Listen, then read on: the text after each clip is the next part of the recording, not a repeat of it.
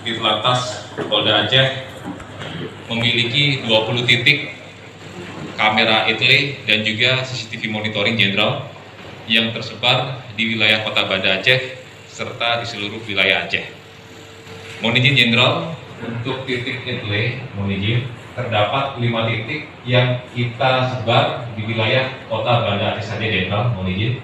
Yang pertama di Simpang 5A, di mana Simpang 5A ini di depan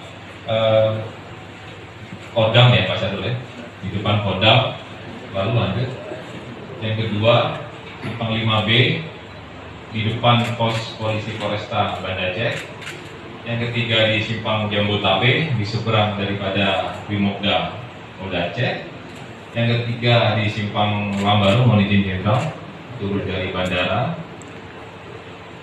Yang terakhir di Simpang PK Jenderal di seberang Masjid Omar, mohon izin. Terkait dengan etle di sini jenderal, mohon izin, yang terdeteksi adalah pelanggaran menerobos lampu merah, tidak mengenakan sabuk pengaman, tidak menggunakan helm bagi pengendara roda 2 jenderal, serta melawan arus dan juga pendataan daripada plat-plat yang mungkin tidak sesuai dengan TNKB, mohon izin jenderal.